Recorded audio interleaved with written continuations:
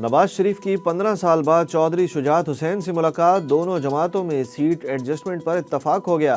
سابق وزیر اعظم نواز شریف کے ہمراہ شہباز شریف، مریم نواز اور دیگر موجود تھے۔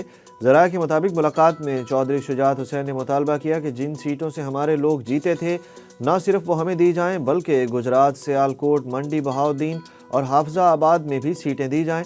ذرائع کا کہنا ہے کہ نون لیگ اور کاف لیگ کے درمیان پنجاب اسمبلی کی 3 اور قومی اسمبلی کی 2 نشستوں پر مشاورت مکمل ہو چکی۔ نون لیگ طارق بشیر چیمہ کے مقابلے میں کوئی امیدوار کھڑا نہیں کرے گی۔ چکوال سے سابق رکن قومی اسمبلی رہنے والے چودھری سالک کی سیٹ پر بھی ایڈجسٹمنٹ ہو چکی۔ چودھری شافع گجرات سے الیکشن لڑیں گے جبکہ حسین الہی کی سیٹ پر کوئی مشاورت نہیں ہوئی۔ جیل سے باہر ٹرائل کے لیے عمران خان کی ایک اور امید دم توڑ گئی۔ توہین election commission chief election commissioner case کا بڑا فیصلہ آ گیا۔ سابق چیئرمین پاکستان تحریک انصاف عمران خان اور سابق وفاقی وزیر فواد چودھری کا ٹرائل اڈیالہ جیل میں ہی ہوگا۔ الیکشن کمیشن کی جانب سے اسد عمر کے خلاف توہین الیکشن کمیشن کا فیصلہ تاحال نہیں سنایا گیا۔ الیکشن کمیشن کے مطابق توہین الیکشن کمیشن کیس کی سماعت 13 دسمبر کو اڈیالہ جیل میں ہوگی۔ وزارت داخلہ کو 2 روز میں انتظامی رپورٹ تیار کر کے الیکشن کمیشن میں پیش کرنے کا حکم دے دیا گیا۔ 190 ملین پاؤنڈ اسکینڈل کی تحقیقات میں اہم انکشافات سامنے آ گئے۔ نیب رپورٹ میں بتایا گیا کہ این سی اے کے ساتھ خط و کتابت کا ریکارڈ اثاثہ جات ریکوری یونٹ سے غائب ہے۔ غائب ہونے والا ریکارڈ شہزاد اکبر اور ضیاء المصطفیٰ نسیم کے پاس تھا۔ ریکارڈ ریاست پاکستان کی ملکیت تھا۔ ریکارڈ کو سیاہ کاریاں چھپانے کے لیے غائب کیا گیا۔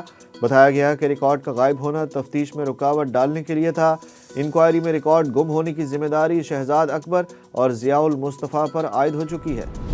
القادر trust 190 million pound scandal case میں عمران خان اور بشرا بی بی کی ضمانتوں میں 13 دسمبر تک توسیع کر دی گئی۔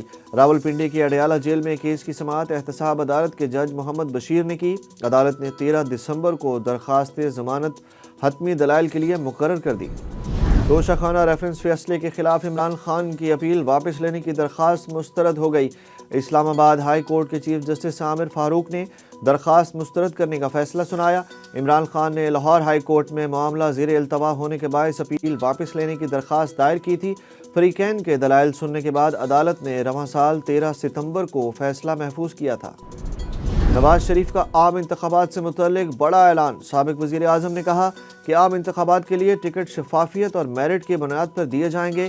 الیکشن کے لیے ہماری تیاری مکمل ہے۔ نواز شریف نے بلوچستان کے رہنماؤں سے ملاقات کے دوران کہا کہ مسلم لیگ نون اقتدار میں آ کر غریبوں کا سہارا بنے گی۔ نون لیگ کے دور میں ہمیشہ ترقی ہوئی ہے۔ تمام امیدواروں کی پروفائل اور زمینی حقائق کا جائزہ لیا ہے۔ جسٹس اعجاز الاحسن کا جوڈیشل کونسل کا حصہ رہنا مفادات کے ٹکراؤ اور شفافیت کے اصول کے خلاف ہے۔ سپریم جوڈیشل کونسل میں شکایت کے معاملے پر جسٹس مظاہر نقوی نے جسٹس اعجاز الاحسن کو کونسل سے الگ کرنے کے لیے درخواست دائر کر دی۔ درخواست میں مزید کہا گیا کہ جسٹس اعجاز الاحسن کا سپریم جوڈیشل کونسل میں ممبر رہنا آئین کے آرٹیکل 10A اور 9 کے خلاف ہے۔ شکایت کنندہ اور عوام کو یہ تاثر ہے کہ جسٹس اعجاز کونسل میں انصاف کے تقاضے پورے نہیں کر سکیں گے۔ پاکستان اسٹاک ایکسچینج تاریخ کی نئی بلندی کو چھو گیا۔ 100 انڈیکس نے کاروبار کے دوران 64,000 کی سطح عبور کی۔ دن کے اختتام پر انڈیکس 961 پوائنٹس کے اضافے سے 63,917 پر بند ہوا۔ دوسری جانب روپیہ مسلسل تگڑا، ڈالر کی قدر مزید کم ہو گئی۔ انٹر بینک میں ڈالر کی قیمت 24 پیسے کمی کے بعد 284 روپے 14 پیسے پر آ گئی۔ ایشیائی ترقیاتی بینک نے پاکستان کے لیے 65 کروڑ 88 لاکھ ڈالر قرض کی رقم منظور کر لی۔ ایشیائی ترقیاتی بینک کے اعلامیے میں کہا گیا کہ قرض سے مختلف شعبوں میں 3 منصوبے مکمل کیے جائیں گے۔ امداد، ٹیکس وصولی بڑھانے، سیلاب متاثرہ اسکولوں کی بحالی اور زرعی پیداوار بڑھانے کے منصوبوں پر بھی خرچ ہوگی۔ 30 کروڑ ڈالر کے پروگرام کے ذریعے ٹیکس وصولی بڑھائی جائے گی۔ بجلی 3 روپے 5 پیسے فی یونٹ مہنگی کرنے کی منظوری، نیپرا کا نوٹیفیکیشن بھی جاری۔ IMF مذاکرات کے تحت نان فائلرز کے بجلی کنیکشن کاٹنے کا فیصلہ بھی کر لیا گیا، جبکہ بجلی کمپنیوں کے افسران کے لیے مفت بجلی کی سہولت ختم کر دی گئی۔ گریڈ 17 اور اس سے اوپر کے افسران کے لیے مفت بجلی یونٹس ختم کرنے کا نوٹیفیکیشن جاری۔ نوٹیفیکیشن کے مطابق گریڈ 17 سے 21 کے افسران کو ماہانہ مفت یونٹس کے بجائے رقم ملے گی۔ مفت بجلی کی سہولت ختم کرنے کا اطلاق 1 دسمبر 2023 سے ہوگا۔ حکومت پاکستان نے کورونا کے حوالے سے تمام سفری پابندیاں ختم کر دیں۔ वजारत सेहत के मुताबिक हज दरखास्तों के साथ कोरोना वैक्सीनेशन सर्टिफिकेट जमा कराने की ज़रूरत नहीं होगी।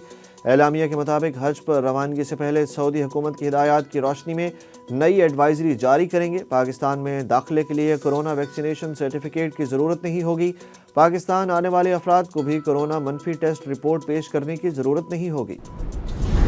कैनबरा में पाकिस्तान और प्राइम मिनिस्टर 11 के दरमियान 4 रोज़ा मैच में ग्रीन कैप्स की बैटिंग जारी। पाकिस्तान ने पहले दिन खेल के अख्ताम पर 6 विकेटों के नुकसान पर 324 रन बना लिए। कप्तान शान मसूद की ऑस्ट्रेलियन प्राइम मिनिस्टर 11 के खिलाफ जिम्मेदाराना बैटिंग 156 रन पर नॉट आउट रहे। बाबर आजम 40 रन बनाकर बकिंगम का शिकार बने।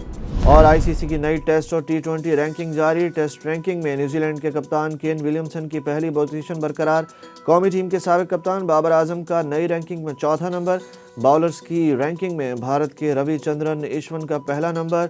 पाकिस्तान के फास्ट बॉलर शाहीन आफरीदी एक दर्जे तरक्की के बाद 5वें नंबर पर आ गए। दूसरी जानिब भारतीय क्रिकेट टीम के बैटर सूर्या कुमार यादव का टी20 रैंकिंग में पहला नंबर बरकरार। मोहम्मद रिजवान दूसरे और बाबर आजम चौथे नंबर पर आ गए।